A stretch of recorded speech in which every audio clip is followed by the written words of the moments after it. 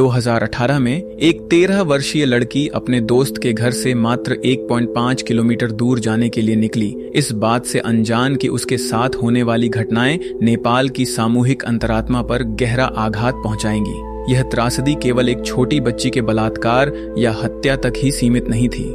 यह नेपाल की न्याय व्यवस्था और पुलिस की घोर लापरवाही का एक गंभीर प्रतिबिंब बन गई। 7 साल बाद भी इस मासूम बच्ची का मामला केवल पुलिस की नाकामी के कारण अनसुलझा है और आज हम जिस मामले पर चर्चा कर रहे हैं वह है निर्मला पंटा का मामला। आज के मामले के लिए हम नेपाल का रुख करते हैं, जिसे दुनिया की छत के रूप में जाना जाता है। आकार में छोटा होने के बावजूद यह राष्ट्र विविध और रंगीन परंपराओं से भरा है। नेपाल की 13 वर्षीय लड़की निर्मला ने एक साधारण किशोरावस्था का जीवन जिया। वह सरस्वती माध्यमिक विद्यालय में 9वीं कक्षा की छात्रा थी और कंचनपुर जिले के भीमदत्त नगर पालिका में रहती थी। घर पर वह अपनी माँ दुर्गा देवी, अपनी बड़ी बहन मनीषा और अपनी छोटी बहन सरस्वती के साथ रहती थी। उनके पिता यज्ञराज पंत 9 साल पहले परिवार छोड़कर दूसरी महिला के साथ रहने लगे थे। तब से दुर्गा देवी ने सारी जिम्मेदारियां अपने कंधों पर ले लीं और अपनी बेटियों की बड़े प्यार से देखभाल की।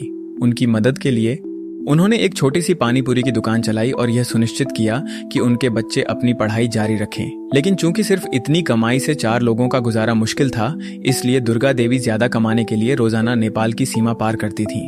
वह अक्सर उत्तराखंड जाती थी, जहां से वह कुछ अतिरिक्त कमाई के लिए सामान सीमा पार ले जाती थी। जोखिम तो बहुत थे, लेकिन उन्होंने कभी हार नहीं मानी, क्योंकि उनका सपना अपनी बेटियों को पढ़ते और उनका बेहतर भविष्य बनाते देखना था। यह परिवार बड़े संघर्षों से गुजरा, उनके पास बहुत कम था, फिर भी उन्होंने अथक परिश्रम किया। निर्मला की माँ जहां उत्तराखंड में पैसे कमाने के लिए कड़ी मेहनत करती थीं, वहीं उनकी बेटियां घर के रोजमर्रा के कामों में हाथ बटाकर उनका साथ देती थीं। निर्मला अक्सर अपनी माँ की मदद करती थीं, चाहे घर के कामों में या उनके पानीपुरी के स्टॉल पर बैठकर। 26 जुलाई 2018 की सुबह किसी भी आम दिन की तरह लग रही थी। परिवार में किसी ने भी कल्पना नहीं की थी कि उनकी जिंदगी में इतना बड़ा बदलाव आने वाला है। उस सुबह दुर्गा देवी लगभग 8-8 बजे काम पर निकल गईं।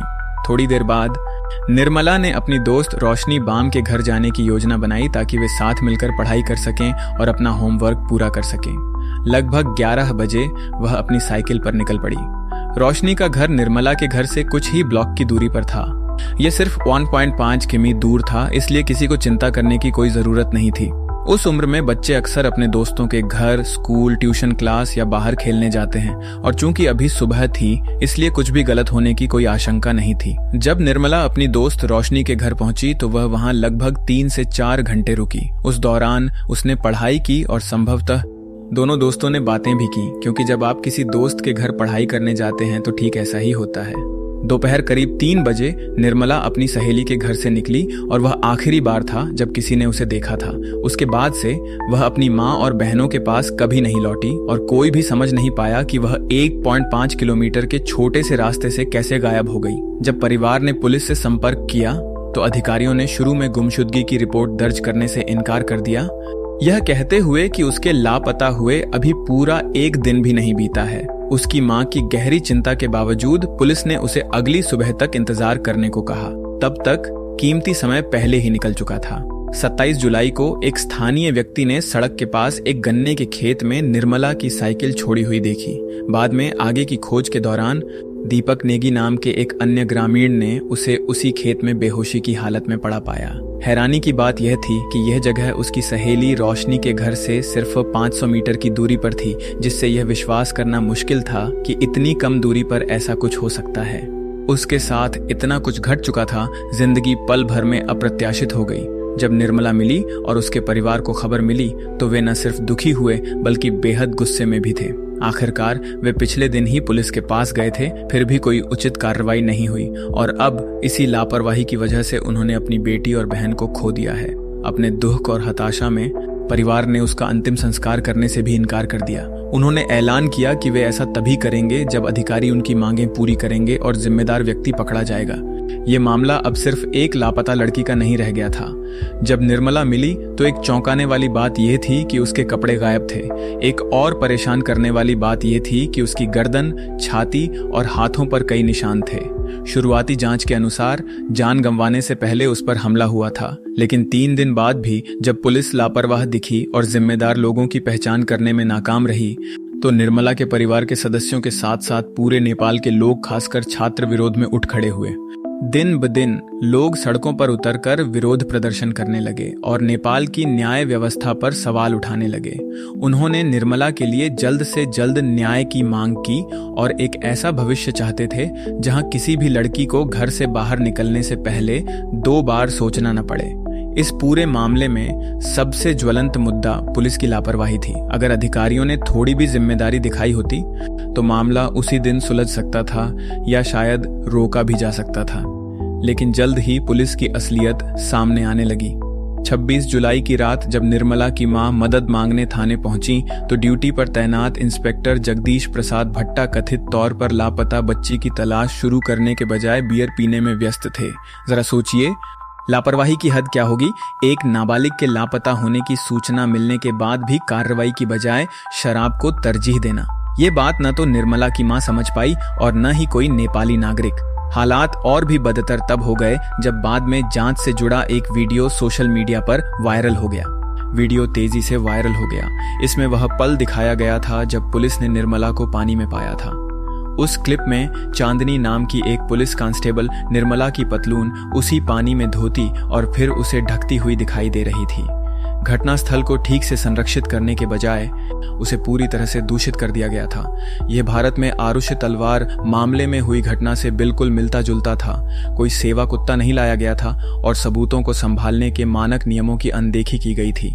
दरअसल पुलिस ने निर्मला की पतलून भी उसे अस्पताल ले जाने वाली गाड़ी में ही छोड़ दी थी, जिससे महत्वपूर्ण डीएनए साक्ष्य और भी ज्यादा क्षतिग्रस्त हो गए। इन सब के अलावा नेपाल में फैले भारी जनाक्रोश के बावजूद वरिष्ठ अधिकारियों ने अपनी प्रतिक्रिया में देरी की। दिल्ली के कंचनपुर पुलिस प्रमुख और अधीक्षक राज बिष्ट 4 दिन बाद घटनास्थल पर पहुंचे, जबकि पूरा देश पहले से ही एक 13 साल की बच्ची के लिए न्याय की मांग कर रहा था। निर्मला की घटना के लगभग 4 हफ्ते बाद 20 अगस्त 2018 को कंचनपुर जिला पुलिस ने मीडिया के सामने दिलीप सिंह बिष्ट नाम के एक व्यक्ति को मुख्य अभियुक्त घोषित किया। लेकिन असली सवाल यह था, यह आदमी आखिर कौन था और इस मामले से उसका क्या संबंध था। उस समय दिलीप सिंह बिष्ट 41 साल के थे। वह अपने साले से जुड़े एक मामले में पहले भी जेल जा चुके थे। हालांकि उनकी गिरफ्तारी ने गंभीर संदेह पैदा कर दिए थे, क्योंकि दिलीप मानसिक रूप से विक्षिप्त माने जाते थे। उन्हें जानने वाले स्थानीय लोग यह मानने से इनकार कर रहे थे कि वह इस तरह की किसी घटना के पीछे हो सकते हैं, और अगर वह किसी तरह से शामिल भी थे तो उनका तर्क था कि उनके पास इतनी सावधानी से सबूतों को मिटाने या उनसे छेड़छाड़ करने की क्षमता नहीं थी। कई लोगों का मानना था कि उनकी मानसिक स्थिति और उनके पिछले रिकॉर्ड के कारण पुलिस ने मामले को जल्दी से निपटाने के लिए उन्हें बलि का बकरा बनाया था। दिलीप की गिरफ्तारी के बाद भी कंचनपुर में विरोध प्रदर्शन जारी रहे, क्योंकि लोगों ने मांग की कि गलत व्यक्ति पर दोष मढ़ने के बजाय असली सच्चाई सामने आए। एक ऐसे व्यक्ति की जान जोखिम में डाली जा रही थी जिसका इस मामले से कोई वास्तविक संबंध नहीं था। विरोध प्रदर्शनों के दौरान पुलिस ने भीड़ पर गोलियां भी चलाईं, जिसमें लगभग 8 लोग घायल हो गए और दुखद रूप से सनी खुन्ना नाम के एक 14 वर्षीय लड़के की जान चली गई। इससे जनता का गुस्सा और भड़क गया, क्योंकि न सिर्फ मामले को ठीक से नहीं संभाला जा रहा था, बल्कि अब न्याय की मांग करने वालों को भी खतरा था। इस समय नेपाल अपने नागरिकों के लिए एक बुरे सपने में बदल गया था। इस बीच पुलिस जोर देकर कहती रही कि दिलीप ने पूछताछ के दौरान कई बार अपना गुनाह कबूल किया है। इससे सबका ध्यान डीएनए जांच की ओर गया, और जब फॉरेंसिक रिपोर्ट आई तो पता चला कि दिलीप का डीएनए निर्मला से लिए गए नमूनों से मेल नहीं खाता था। इससे साफ जाहिर था कि वह इसमें शामिल नहीं था, और इस बात पर और भी सवाल उठे कि आखिर उसे फंसाया ही क्यों गया। लेकिन डीएनए रिपोर्ट के बाद भी पुलिस यह मानने को तैयार नहीं थी कि दिलीप इसमें शामिल नहीं था। उनका तर्क था कि पूछताछ के दौरान उसने जो जानकारी दी थी वह निर्मला पर हुए हमले के तरीके से मेल खाती थी। हालांकि जब उसका डीएनए नमूनों से मेल नहीं खाता तो उनके पास उसे रिहा करने के अलावा कोई विकल्प नहीं था। इस स्तर तक जनता का गुस्सा 2 प्रमुख लोगों पर केंद्रित था। दिल्ली के पुलिस अधीक्षक राज बिष्ट और इंस्पेक्टर जगदीश प्रसाद भाटा लोग जवाब मांग रहे थे। इतने महत्वपूर्ण सबूत कैसे नष्ट किए जा सकते थे और निर्मला के मिल जाने के बाद भी पुलिस ने इतनी लापरवाही क्यों बरती। मामला तब और बिगड़ गया जब यह बात सामने आई कि दिल्ली राज बिष्ट ने निर्मला के पिता यज्ञराज पर शव का अंतिम संस्कार जल्दी करने का दबाव डाला था, जिससे संदेह और गहरा गया। आखिरकार गृह मंत्रालय ने जांच में लापरवाही बरतने के आरोप में दोनों अधिकारियों को बर्खास्त कर दिया और वे खुद जनता की नजरों में मुख्य संदिग्ध बन गए। अब जब हम पृष्ठभूमि समझ गए हैं तो आइए देखें कि दिल्ली राज बिष्टा की ओर शक क्यों बढ़ने लगा, और इसके लिए हमें निर्मला की दोस्त रोशनी बाम पर गौर करना होगा, वही जिसके घर वह उस दिन पढ़ाई करने गई थी। जब निर्मला शाम 6 बजे तक घर नहीं लौटी तो उसकी माँ दुर्गा देवी सीधे रोशनी के घर गईं, क्योंकि रोशनी शायद आखिरी व्यक्ति थी जिसने उनकी बेटी को देखा था। लेकिन जिस बात ने उन्हें चौंका दिया वह थी रोशनी और उसकी बहन बबीता बाम का अजीब व्यवहार। उस शाम जब दुर्गा देवी ने रोशनी से बार बार निर्मला के बारे में पूछा तो उसने कोई स्पष्ट जवाब नहीं दिया। इससे भी ज्यादा हैरानी की बात यह रही कि रोशनी की बहन बबीता अचानक नाराज हो गई और दुर्गा देवी से कहा कि निर्मला को ढूंढना उनकी या उनकी बहन की जिम्मेदारी नहीं है। उन्होंने यह भी कहा कि शायद निर्मला किसी के साथ भाग गई है। इस जवाब ने दुर्गा देवी को बेहद शक में डाल दिया, खासकर इसलिए क्योंकि बबीता की अपने इलाके में पहले से ही एक विवादास्पद छवि थी। अफवाहों के अनुसार वह एक ही आदमी के साथ 2 बार भाग चुकी थी। हालांकि उसके माता पिता ने इस रिश्ते को स्वीकार नहीं किया और अंततः उसकी शादी टूट गई। हालांकि उसका निजी जीवन उसका अपना मामला है। असली सवाल यह है कि निर्मला की चिंतित मां के साथ इतना रूखा व्यवहार क्यों, खासकर जब उसकी अपनी बहन निर्मला की करीबी दोस्त थी। ऐसे में यह असंवेदनशीलता बहुत अजीब लग रही थी। ऐसे व्यवहार की क्या जरूरत थी? रिपोर्टों में उल्लेख है कि दुर्गा देवी ने दोनों बहनों से यह भी पूछा कि क्या वह खुद उनके घर जाकर देख सकती है कि निर्मला वहां है या नहीं, लेकिन रोशनी और बबीता ने साफ मना कर दिया। यह पूरी बातचीत बेहद असामान्य थी। यह अजीब लगा क्योंकि उसे अंदर आने देने से आसानी से संदेह दूर हो सकते थे और संभवतः कई सवाल वहीं हल हो सकते थे। वास्तव में कुछ स्थानीय लोगों का तो यह भी मानना था कि बबीता का दिल्ली के पुलिस अधीक्षक राज बिष्ट के बेटे किरण बिष्ट के साथ संबंध था। हालांकि पुलिस के पास इसका कोई ठोस सबूत नहीं था। निर्मला के पिता ने बताया कि उन्हें किसी भी चीज से ज्यादा बाम बहनों की चिंता थी। ऐसे दावों की वजह से बिष्ट और उनके बेटे पर भी शक गहरा गया। परिणाम स्वरूप दोनों के डीएनए परीक्षण भी किए गए, लेकिन एक बार फिर नतीजे निर्मला के नमूनों से मेल नहीं खाए। अंततः सबूतों के अभाव में बाम बहनों को भी संदेह से मुक्त कर दिया गया और एक बार फिर मामला ठप हो गया। सितंबर में निर्मला के माता पिता दुर्गा देवी और यज्ञराज प्रधानमंत्री और राष्ट्रपति से सीधे न्याय की गुहार लगाने के लिए 35 घंटे की बस यात्रा करके काठमांडू गए। वे अपनी बेटी को पहले ही खो चुके थे, लेकिन फिर भी उन्हें न्याय मिलने की उम्मीद थी। दुर्भाग्य से राष्ट्रपति ने उस दिन उनसे मिलने से इनकार कर दिया, ये जानते हुए भी कि मामला कितना गंभीर हो गया है। हालांकि नेपाल के प्रधानमंत्री के शर्मा ओली ने निर्मला के माता पिता से मुलाकात की और उन्हें आश्वासन दिया कि जिम्मेदार लोगों को सजा दी जाएगी, चाहे वे कितने भी प्रभावशाली क्यों न हों। इस आश्वासन से परिवार को थोड़ी राहत मिली, लेकिन कड़वी सच्चाई यह थी कि पुलिस के पास कोई स्पष्ट योजना या ठोस सबूत नहीं था जिससे कोई गिरफ्तारी हो सके। फिर भी लगभग 4-5 महीने बाद दिसंबर में पुलिस ने निर्मला के पड़ोस के 2 लोगों को हिरासत में लिया और ये 2 लोग थे प्रदीप रावल और विशाल चौधरी। घंटों पूछताछ के बाद पुलिस ने गर्व से घोषणा की कि दोनों ने जुलाई में निर्मला की हत्या की बात कबूल कर ली है। लेकिन जब उनके डीएनए की जांच निर्मला के शरीर से ले गए नमूनों से की गई तो एक बार फिर यह मेल नहीं खाया। पहले की तरह पुलिस के पास उन्हें रिहा करने के अलावा कोई विकल्प नहीं था। अब तक एक परेशान करने वाला पैटर्न सामने आ चुका था। हर कुछ हफ्तों में नए संदिग्धों को कैमरों के सामने पेश किया जाता था, उन पर आरोप लगाए जाते थे। कभी कभी तो रहस्यमय परिस्थितियों में कबूलनामा भी करवा दिया जाता था। डीएनए कभी मेल नहीं खाता था और हर बार मामला बिखर जाता था। इस अंतहीन चक्र से निराश होकर दिसंबर 2018 में निर्मला की मां दुर्गा देवी ने एक साहसिक कदम उठाया। उन्होंने 8 पुलिस अधिकारियों के खिलाफ FIR दर्ज कराई और उन पर सीधे तौर पर लापरवाही का आरोप लगाया। उनके शब्दों में, अगर सबूत और अपराध स्थल को शुरू से ही ठीक से संरक्षित किया गया होता तो असली अपराधी बहुत पहले पकड़े जा सकते थे। लेकिन उम्मीद की यह किरण भी टिक नहीं पाई। 2020 में उन 8 अधिकारियों के खिलाफ मामला चुपचाप बंद कर दिया गया। किसी को भी सजा नहीं मिली और कंचनपुर के लोग एक ही सवाल पूछते रह गए, क्या निर्मला को कभी न्याय मिलेगा?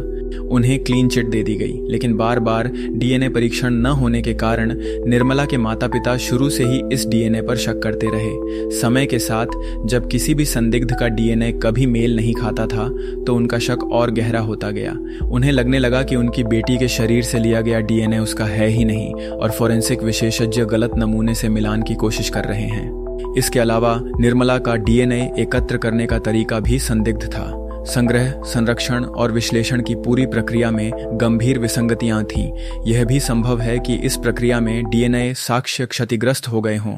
फिर जनवरी 2019 में निर्मला के DNA प्रोफाइल की जांच के लिए दुर्गा देवी का रक्त नमूना लिया गया। शुक्र है यह मेल खा गया, जिससे पुष्टि हुई कि DNA साक्ष्य वास्तव में निर्मला का ही था। लेकिन एक बहुत ही महत्वपूर्ण सवाल अभी भी बना हुआ था, वास्तव में जिम्मेदार कौन था और वह इतने सालों तक कहाँ था? आज निर्मला को इस दुनिया से गए 7 साल से ज्यादा हो गए हैं और उसे अभी तक इंसाफ नहीं मिला है। आज तक इस मामले में कम से कम 120 लोगों का DNA परीक्षण हो चुका है, लेकिन इनमें से किसी भी संदिग्ध का DNA निर्मला के शरीर या उसके योनि स्वैब में मिले DNA से मेल नहीं खाता। और आज भी अगर हम इस मामले की बात करें तो इस मामले में एक बड़ा सवालिया निशान बना हुआ है। वो कौन था जिसने एक 13 साल की बच्ची के साथ इतना बुरा किया? उसने एक घिनौना काम किया और इतने सालों तक बचता रहा। वो आदमी आज भी आजाद घूम रहा है, लेकिन उसकी वजह से निर्मला अब हमारे बीच नहीं है। इस पूरे मामले पर शोध करते हुए मुझे एक नेपाली कहावत सुनने को मिली। नेपाल के कानून के बारे में कोई नहीं जानता, सिर्फ भगवान ही जानता है। और इसी के साथ ये मामला खत्म हो जाता है। मैं करीब इसलिए कह रही हूँ क्योंकि मुझे सच में लगता है कि इस मामले में आगे कभी कोई प्रगति नहीं हो सकती। मुझे गलत साबित होना अच्छा लगेगा, लेकिन हकीकत ये है कि कुछ भी बदलने वाला नहीं लगता। मैं सचमुच चाहती हूँ कि निर्मला को इंसाफ मिले। अफसोस की बात है कि यही हमारी दुनिया की कड़वी सच्चाई है और मैं आपसे बहुत जल्द मिलूंगा।